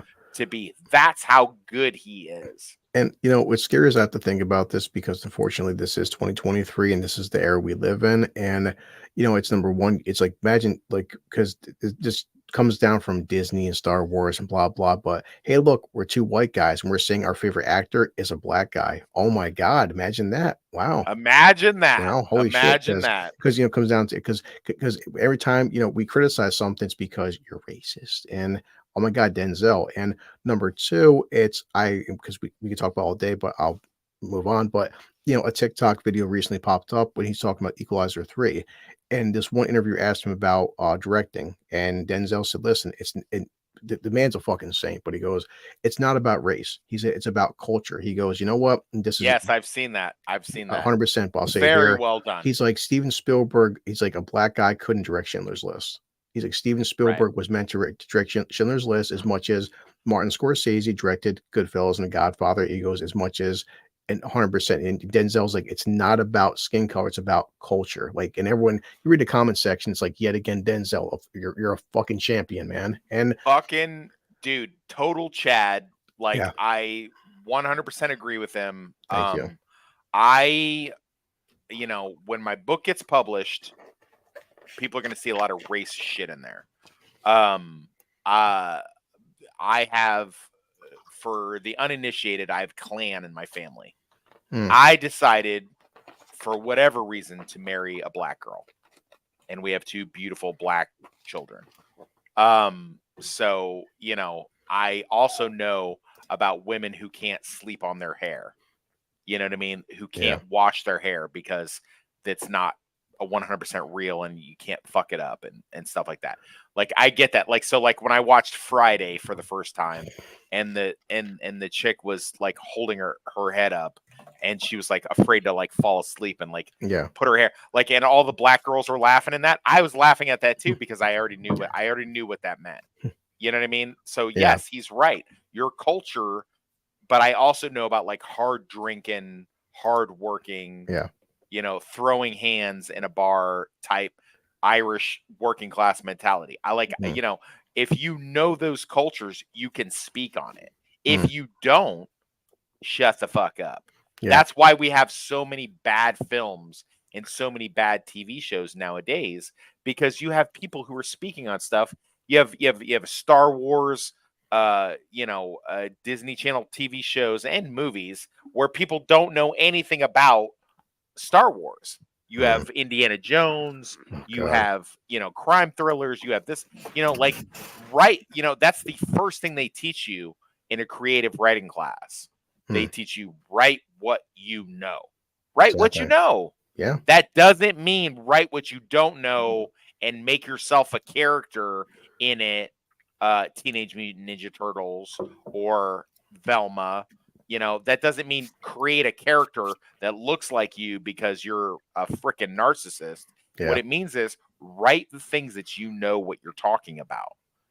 I will never write a book like The Martian. I will never write anything like that because I have no effing clue what it's like to be an astronaut. I don't know anything about astrophysics. I don't know anything about other planets. I have zero. I'm way too old to be figuring that shit out. Would I write about an Iraq war vet or a criminal? Exactly. Or would I write those kind of things? Yes, I will, because I am familiar with that life and I know what I'm talking about. So when Denzel came out and said that, and it's become a YouTube reel and an Instagram reel and a TikTok, I appreciate that, because Denzel knows what the fuck he's talking about. Denzel might be the smartest freaking actor in Hollywood. I would say that. I'm not sure you've seen this, but our buddy, good old RR yet again, is guys. Oh man, he said right there, Denzel's probably the greatest living American actor. Collateral is an amazing flick. You should definitely do a stream on that. I enjoyed it more than he. Like, dude, that's why I was like, I said I love Depp for different reasons than Denzel. But if anybody would say, Chris, I think that Denzel is like what he just said, I could not debate you on that. And so, like you're saying, dude, is in terms of Tom Cruise being the last movie star, it's no, by all accounts, Denzel is a better actor. But remember, actor and movie star are two different categories. And I get where people would say Tom Cruise, like Denzel can, for the Equalizer, put asses in seats, but Tom Cruise, generally speaking, is movie stars are doing $1 billion films. Denzel's never did $1 billion movie, and he never will. and there's nothing wrong with that, but he's not a quote unquote, he's not a movie star. Like even Arnold is a movie star, but we know that compare Arnold's acting to Denzel's acting. You know what I mean? Okay. So I think that's Yeah. why like Yeah. that's I why I'd think say you're. Tom Cruise is the last movie star because Denzel. I think Equalizer 3 will do decent at the box office, but it's not gonna break any kind of records or nothing. You know, it's Well, yeah. Yeah. you I know, mean, again, I was still shocked that there was even a sequel, much less a trilogy. and Um, yeah, Go ahead. definitely. Oh no, just you're right. Yeah. But RR, yeah, I agree with you. I would probably put Collateral and Heat equal. I would say they're equal. Yeah, that's a Um, man. Dark Hour just did a live stream night before last, where they were talking about that specifically because they were talking about Michael Mann's movies. Mm, I'll add a link in the comments here yeah. when we're done. It was very well done. I listened to it. I was at work, and yeah, they talked about that. Obviously, Heat came out on top um, because you really have those two. You have Robert De Niro and Al Pacino, those two main Yeah. antagonists and Also, protagonists. the supporting Yeah, go ahead. cast too on Heat. Come Yeah, on, great dude. supporting cast in Heat. I mean, Collateral's two people. You know, But yeah, Collateral is so definitely. I'd probably put them pretty close to equal, with maybe Heat just squeaking out just a little bit. And maybe I'm wrong. I might be wrong. There's like a 10-year gap between Collateral yeah. and Heat, but yeah. I mean, maybe just because I know Heat as actually a true story, Mm, so maybe there's that. yeah. But also because it's a little one sided. I mean, Jamie Foxx does great. He does so good Oh yeah. in his character in Collateral. But does he really command the screen as well as these two powerhouses like De Niro and Yeah. Pacino? Probably not. Do I like it a little better because it's a hitman thing as opposed to a professional thief? Mm, Probably. I probably do. But me myself, I would mm. put them in equal footing. They're definitely in the same league. Which I did want to say too, watching Equalizer 3 as we wrap up the whole like basically race issue thing is that yes, because how many times guys do we see, hey, listen, this part two, part one, this certain TV show or something came out 5, 6, 7 years ago.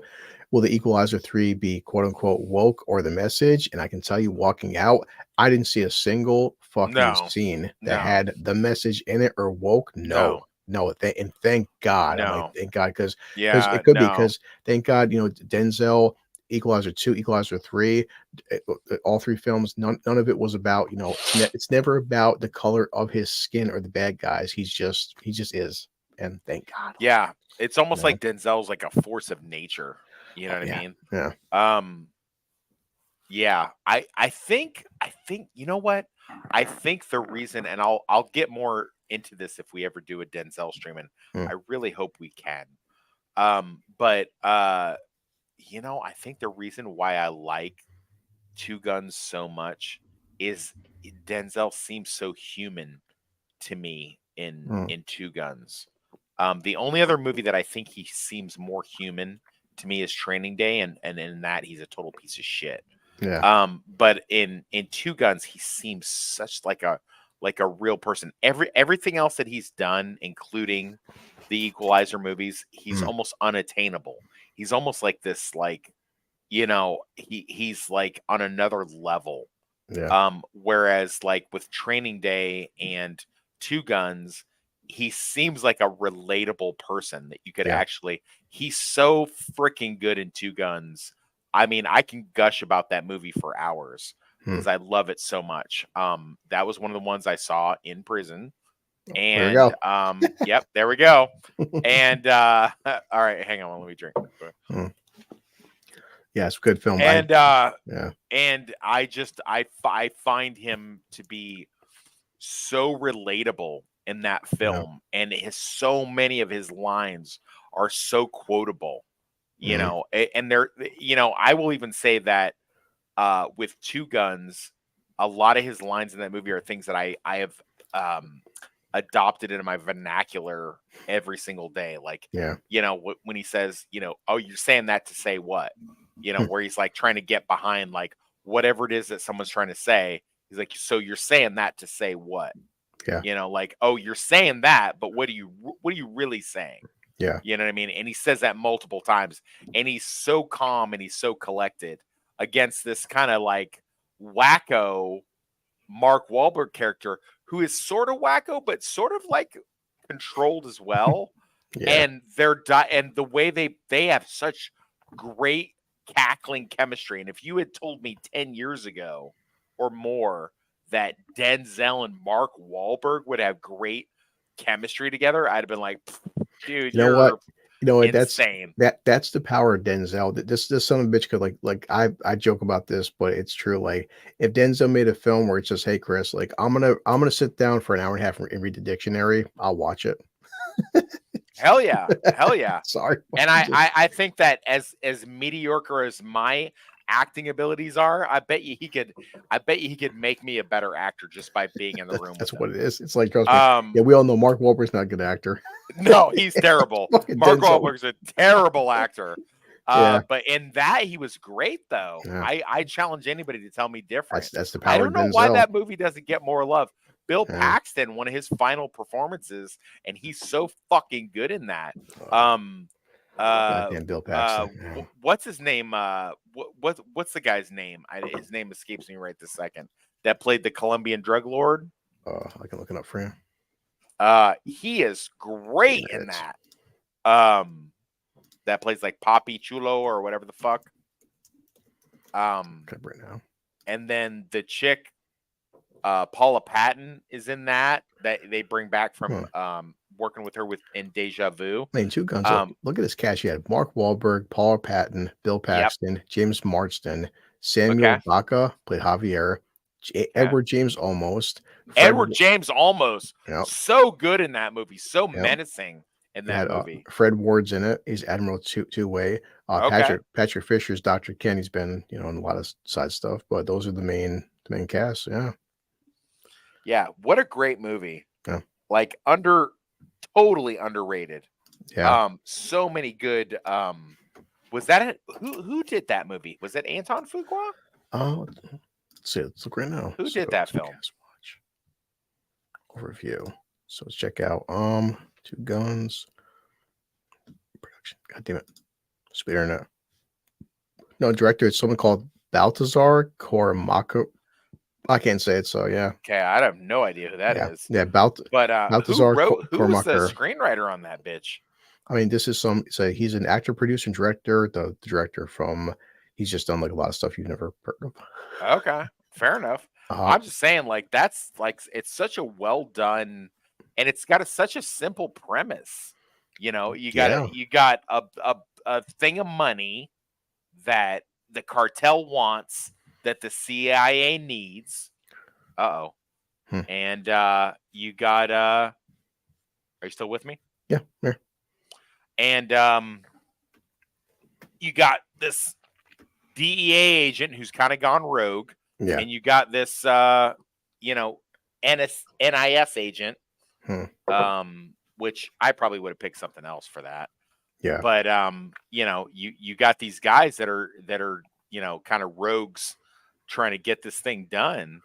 And I dig it, man. Like it's just a great kind of heist movie. Yeah, the one thing I can say about Denzel, because we'll talk about some more Equalizer 3, is that he's one of the actors where even if you don't like the film that much, you can never say that his performance was the issue. No, I don't. Anytime that question's ever popped up where they're like, "Hey, name an actor that's never done a bad movie," I'm like, Denzel. Yeah. Name me a bad Denzel movie. I challenge you right now to name me a bad Denzel movie. I mean, man's done a lot of films, but yeah, I'd have to do a deep dive because it just off the top of my head, I can't think of one. So it doesn't exist. It doesn't exist. It's got to be one. Everyone's got to get one. No, no, I don't believe there is. Fuck you, man. I'm gonna find it. I'm gonna tell you right now that if somebody put me at gunpoint and they were like, you know what? They were like, hey, we need one actor who's never done a bad performance in a bad movie, All right. give me their name. The, Give me the, their pow- name right. I'd be like Denzel. the power of Because Google. I typed in, is there a bad Denzel Washington movie? Let's see what okay, Google says. Number let's one, okay, what would you, if you could, okay, well, we'll say the 2010s. The first okay. movie that popped up, this was Rolling Stone, Denzel Washington's movies ranked from worst to best. And what do you Okay. think the 2010s, what movie would you pick as his worst film? Unstoppable. They're saying Safe House. Fuck that. Safe House is great. I love Safe House. He's great in that. He is Yeah. so good in that. Yeah. And that's a good movie. I was one Yeah. of besides Deadpool, it's one of Ryan Reynolds' best. Yeah, like this was off of some weird website called Flick Chart, like the top 20 worst movies starring Denzel. Something called Carbon Copy from 1981. I never even heard of that shit. I've never heard of that, so I'm Yeah, not. and then they Well, said number 2 was The Preacher's Wife, 1996.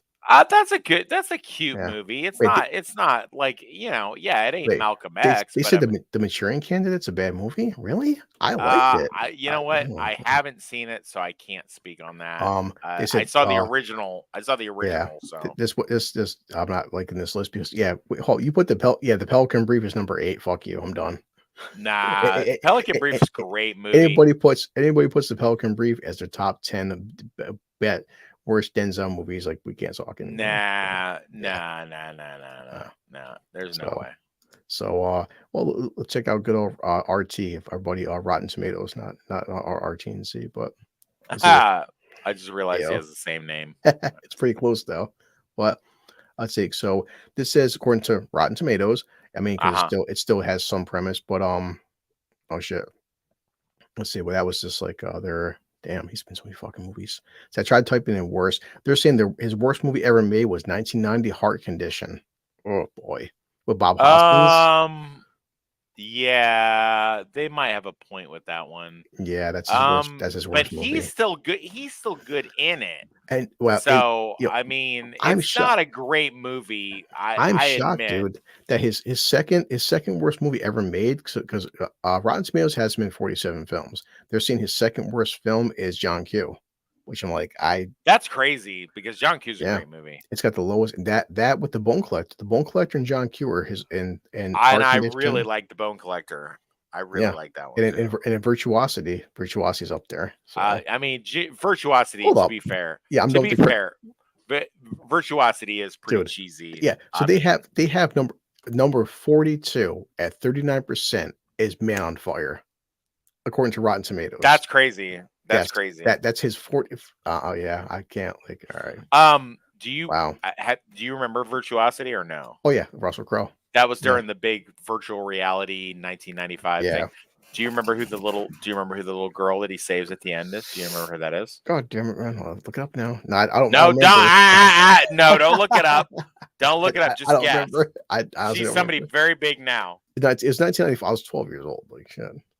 Go fuck yourself. Do you not know who that is? It's Kaylee Cuoco. It's Kaylee Cuoco. God. Kaylee Cuoco was the little girl that he saved. Jesus Christ. God, we're old. Yeah. Well, seeing Dakota Fanning all grown up. So, all right, but so back to Equalizer 3. Yes. Sorry, we went way off, guys. Sorry about that. We didn't want to spoil too much, but it was just saying to be fairly, we're not gonna spoil. Well, I'm just trying to say the positives of the film is that said it keeps the tone of the trilogy, and also want to ask you that being the man is 68 years old and stuff. Unlike Harrison Ford or unlike so many other characters, this is, according to all accounts, the end of the trilogy. And were you satisfied with this being a trilogy? Yes. Please let's leave it where it's at.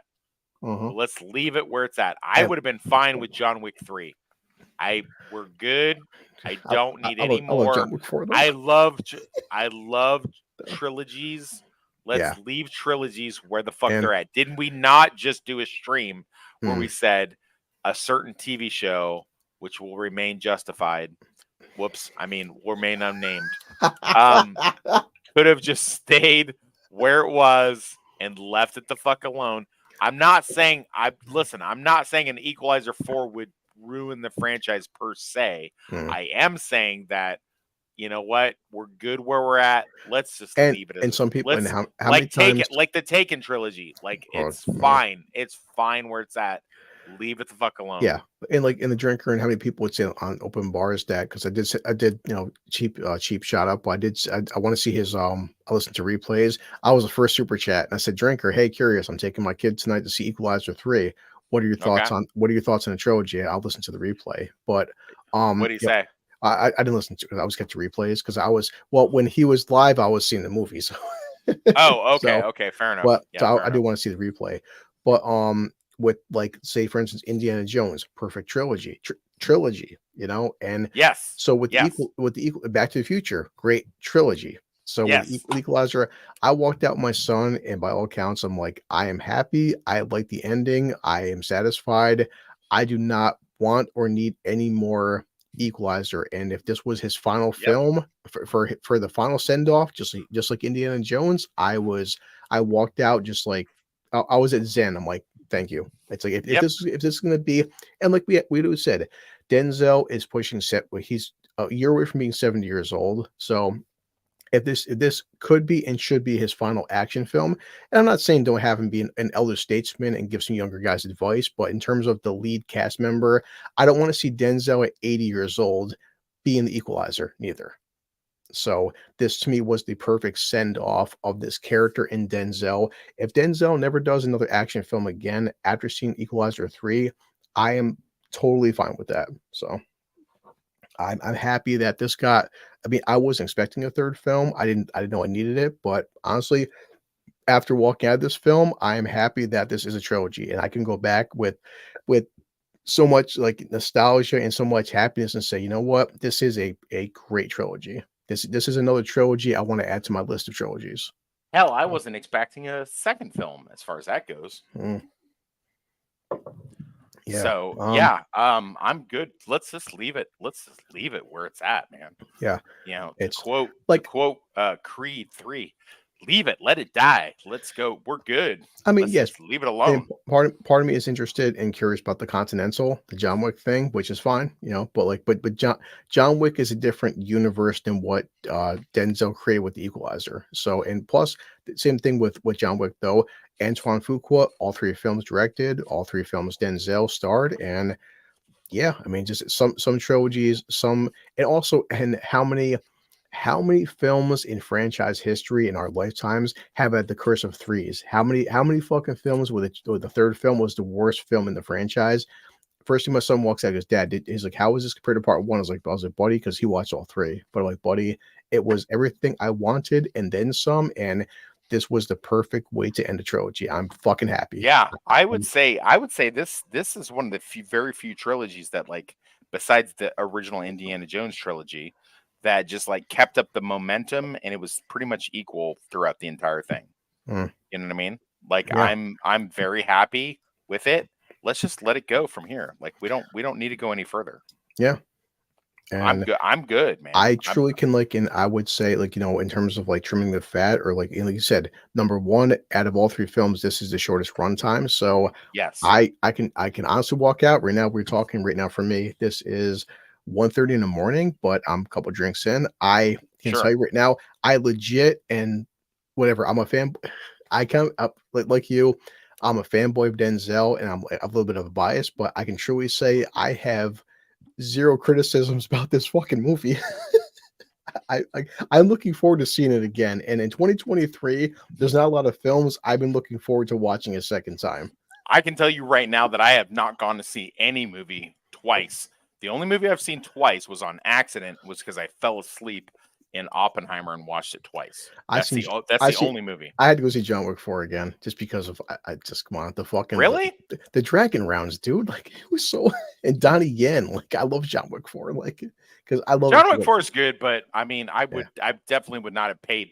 I mean, you have an advantage over me because you have that Regal Yes. app that you utilize I would pay for that sleep now. I Yeah. don't have. So I get it.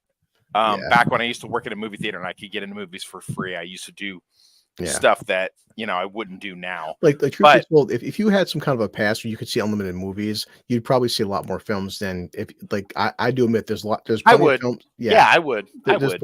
there's plenty. That's why I said with my lazy questions, I'm like, guys, would I pay to see this film? Like off the bat, trust me, I would go pay to see fucking Equalizer 3 again. But there's been a lot of films this year that I wouldn't have paid to see a second time. But you know, I'm seeing it for free, so You shit. should definitely make that a thing in your not your in your channel where you say like, listen, I pay a premium a month to go Yeah, see movies as many times as I want, and it doesn't affect it whether I go see it, you know, this or that or yeah. whatever. You should definitely make a comment about that at some point. I don't know how you would do it. I don't know if you put like a disclaimer or I whatever, think more but people have seen my channel where they know that I have the Regal app. I've talked about the Regal app in so many reviews. That's kind of a yeah, thing, but also why I say that, hey, listen, do I feel like because that I'm not paying for this, so do I feel like this film is worth your money? So that's why I said yeah. like something like Little No, I Mermaid. get it. I You get know, it. that's I why I get said it. with my son's like, Dad, you see Retribution? I'm like, I was Retribution.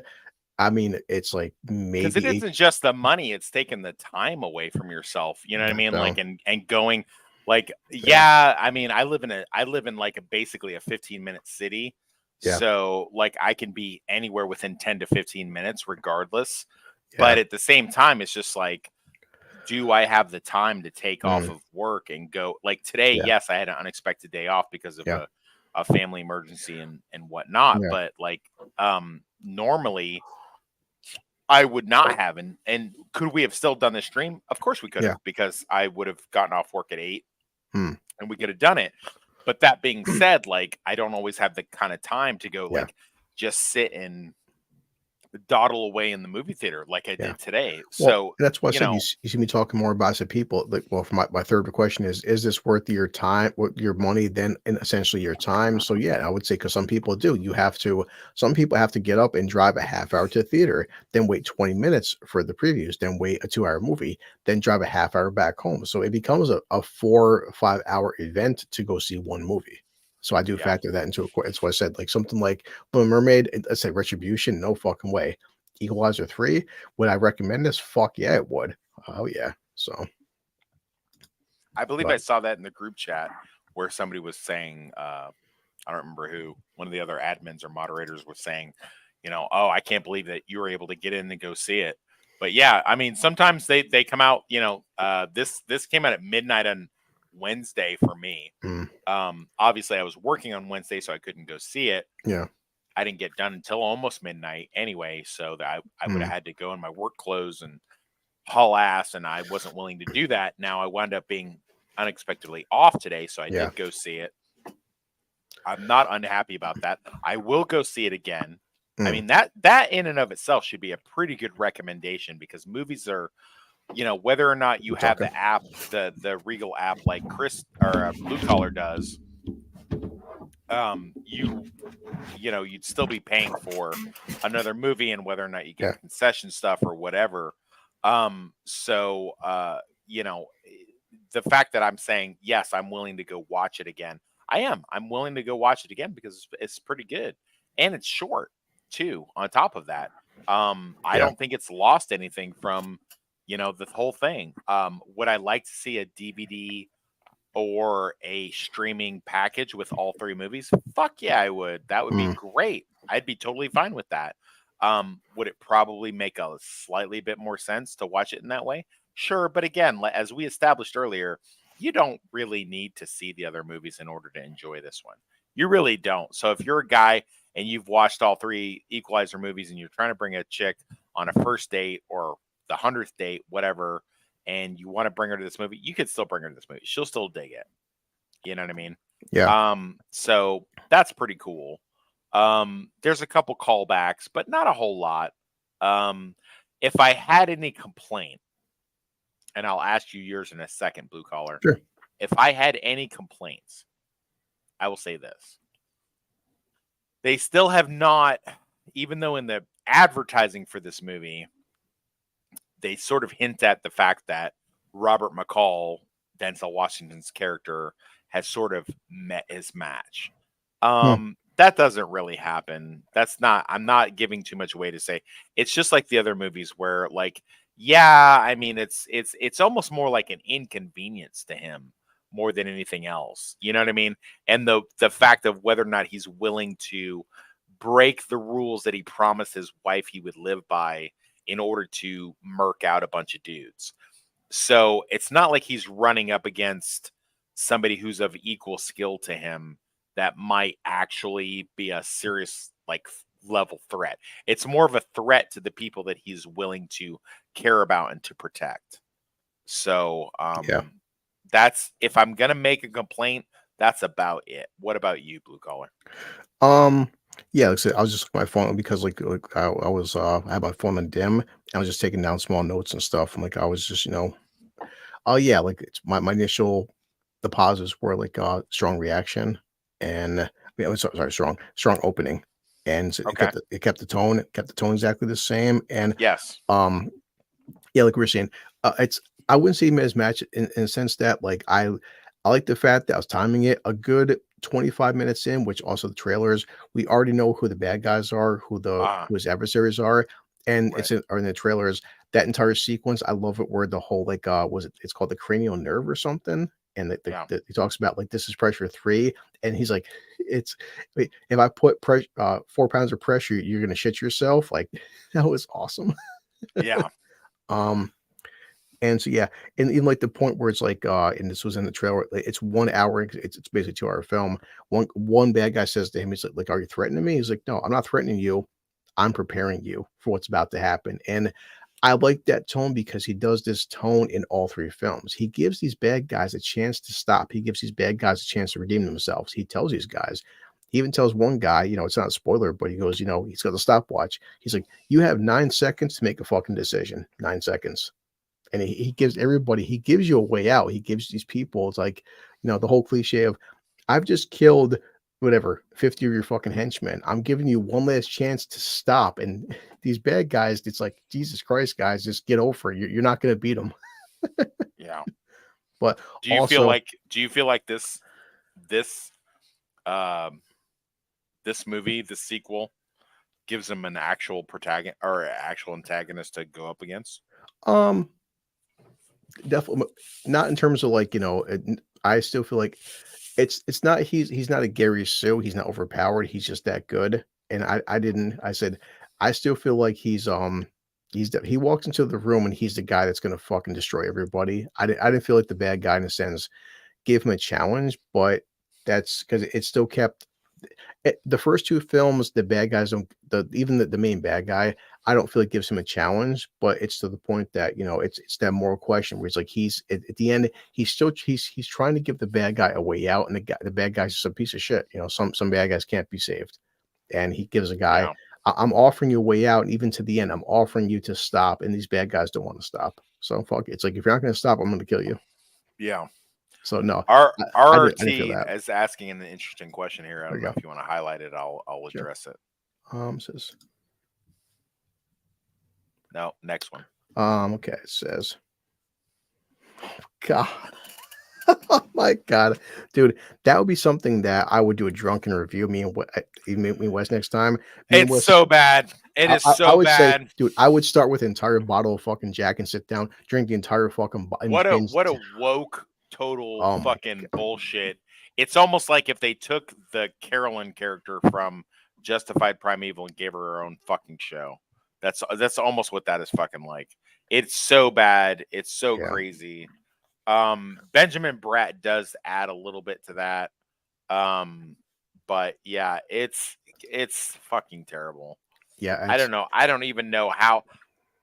Well, I know how because it's CBS and they retain the and rights I know to like the other YouTubers, we Equalizer. talk about that from the drinker, but like as Hills versus Babyface, he would watch one episode, break it down, and I just like with my busy work schedule, I wish I had more time.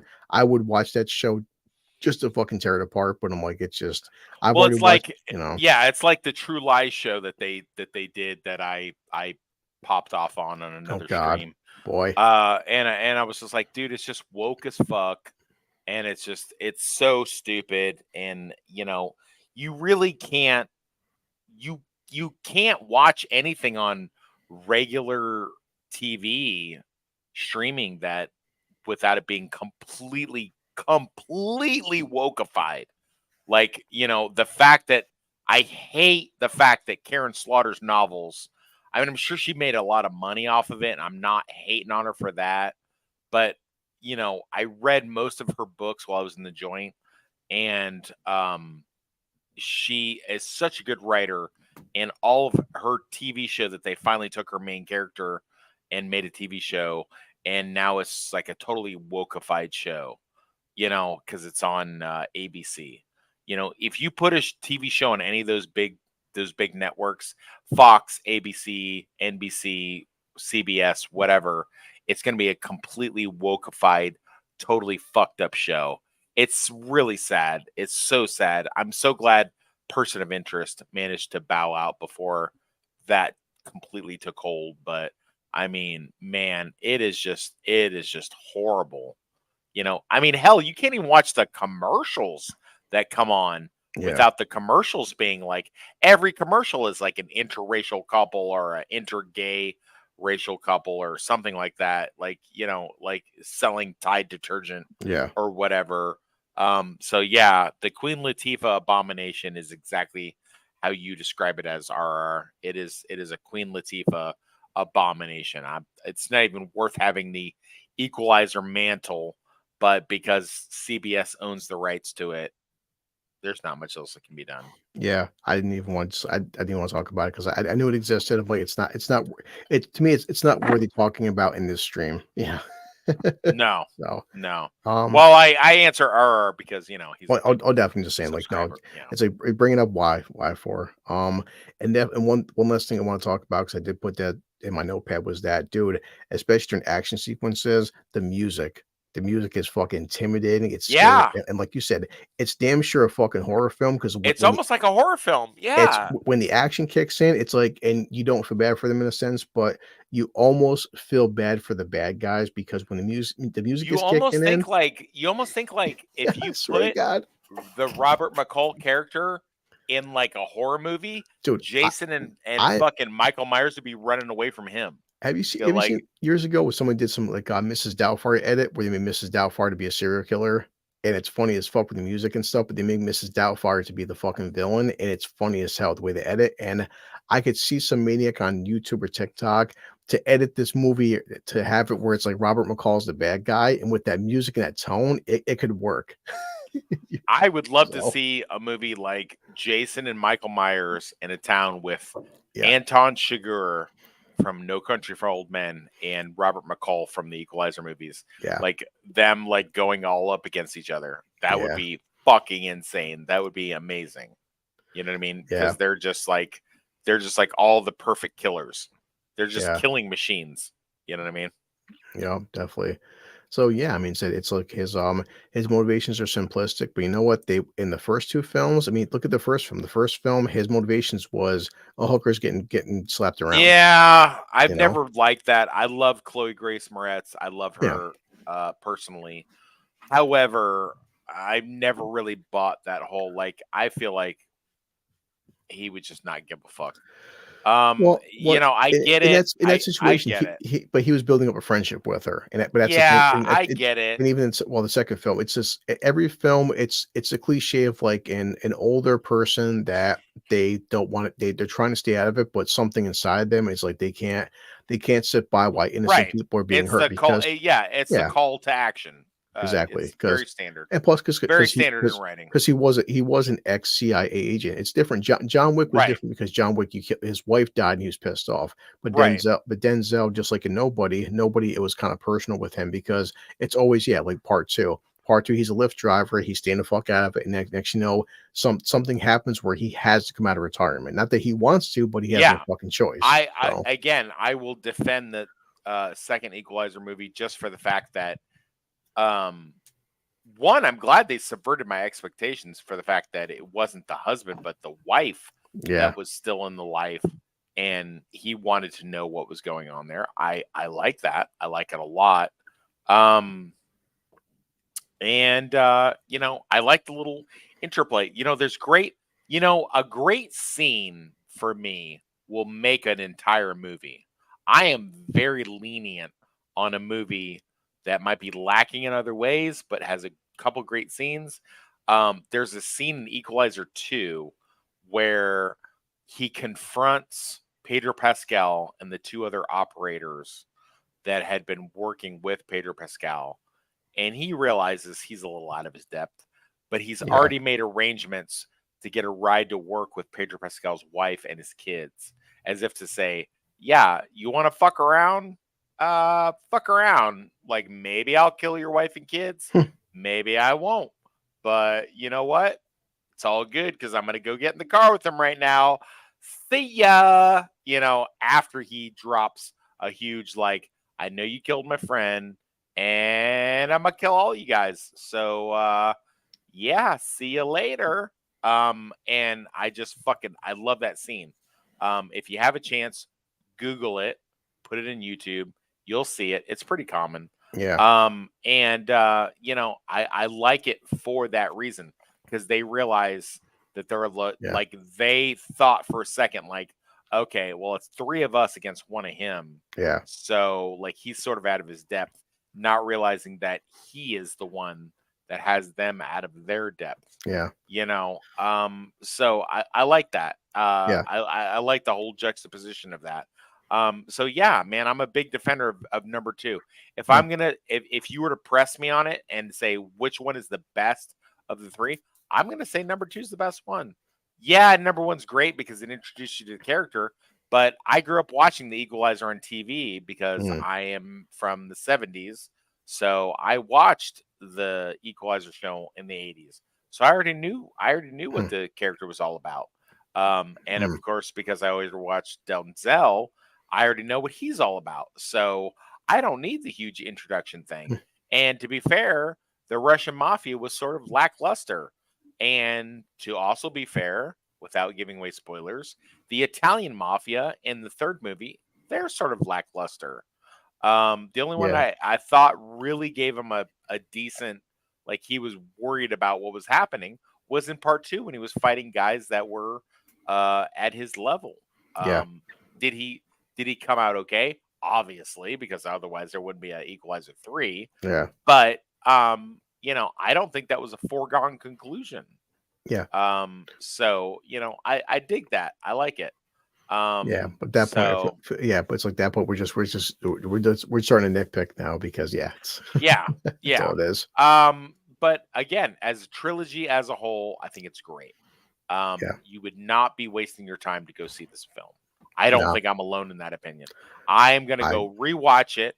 Yeah. Am I going to rewatch it to watch another film? Yes, I am, because I'm a cheap piece of shit. But am I still going to watch it? I am. And I'm going to get popcorn and shit? Of course I am. Is Chris, aka Blue Collar, going to rewatch it? Yeah. We're gonna rewatch this movie because it's good. And in 2023, I think that's a pretty fucking high recommendation. It is. And it's not to spoil this, I said we're careful what we say, but when you get into the third act, and it's not spoiling it, but when you find out, it wraps up the whole, what's the point of the third film, when you find his motivations, much like the first two film, are aligned to his character, and it just had me. I walked out smiling because it's like this is a character that he's not in it for the money, he's in it for the glory. There's a reason why he's doing what he's doing. In the last 10 minutes, I'm just smiling. I'm like, because it fits perfectly to his character from the first two films. Everything he does makes sense, and I'm like, that is, man. It's like very, very often this year have I walked out of a film where it's like, you know what, this is. It just sometimes people just do things just because they're good fucking people.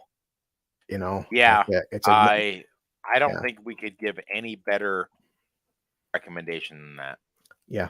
And it's like, it's like, goddamn guys, I walked out of a Denzel film with a feeling of a superhero film more than anything Marvel and DC have put out in the past fucking 3 or 4 years. 100%. 100%. Christ. Yeah.